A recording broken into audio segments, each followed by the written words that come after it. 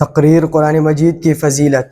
نحمدہ و نصلی علی رسول الکریم، اما بعد فاعوذ باللہ من الشیطان الرجیم، بسم اللہ الرحمن الرحیم۔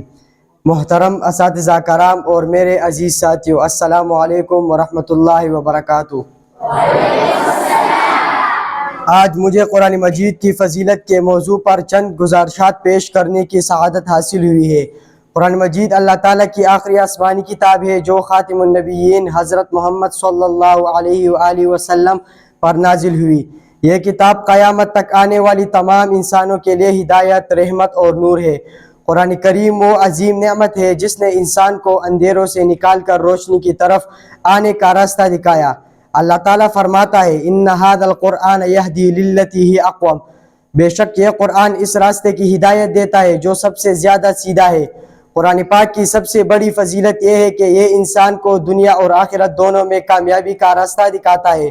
جو شخص قرآن کو پڑھتا ہے، سمجھتا اور اس پر عمل کرتا ہے، اللہ تعالیٰ اس کی زندگی میں برکت عطا فرماتا ہے، اس کے دل کو سکون دیتا ہے اور اسے اپنے رحمت سے نوازتا ہے۔ اللہ تعالیٰ سے دعا ہے کہ وہ ہمیں قرآن کریم سے سچی محبت عطا فرمائے، اسے پڑھنے، سمجھنے، اس پر عمل کرنے اور دوسروں تک اس کا پیغام پہنچانے کی توفیق عطا فرمائے۔ وآخر دعوانا ان الحمدللہ رب العالمین۔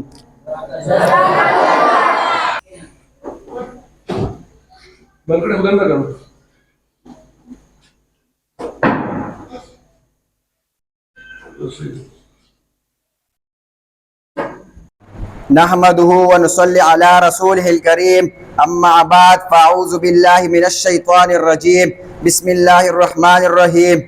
کتابوں میں جو افضل ہے اسے قرآن کہتے ہیں، کتابوں میں جو افضل ہے اسے قرآن کہتے ہیں، اسے جس نے اتارا ہے اسے رحمان کہتے ہیں۔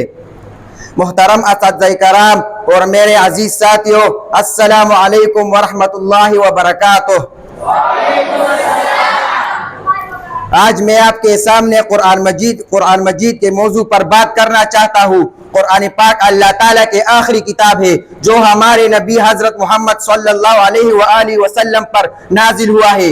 قرآن پاک کو نور کہا گیا ہے، یعنی روشنی، کیونکہ یہ اندھیروں میں ہماری رہنمائی کرتا ہے۔ یہ کتاب نہ صرف مسلمانوں کے لیے بلکہ پوری انسانیت کے لیے ہدایت کا سرچشمہ ہے۔ قرآن پاک ہمیں صحیح راستہ دکھاتا ہے اور زندگی گزارنے کے اصول، اچھے اخلاق، عدل و انصاف، صبر اور شکر کے بارے میں سکھاتا ہے۔ قرآن پاک ہمیں سچائی اور محبت کا درس دیتا ہے۔